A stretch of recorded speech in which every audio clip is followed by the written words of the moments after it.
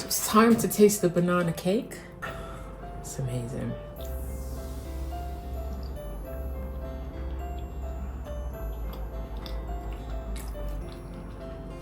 Can't go wrong. So moist, and check out the recipe. So today I'll be mashing up some bananas. I used about just over 2.5 bananas because that's what I had left, and I cracked in 2 eggs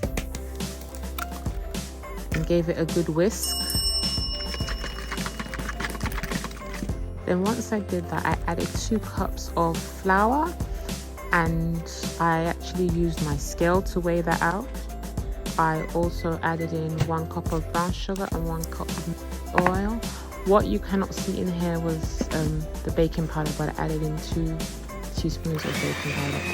And I gave it a whisk with my hand blender. Once I was done with that, I greased up my pan, and I just cut out a piece of parchment paper and lined my case with it. I put in the batter and I added some chocolate chips. This is completely optional, but I wanted to add some chocolate chips and added some more and gave it a good twirl.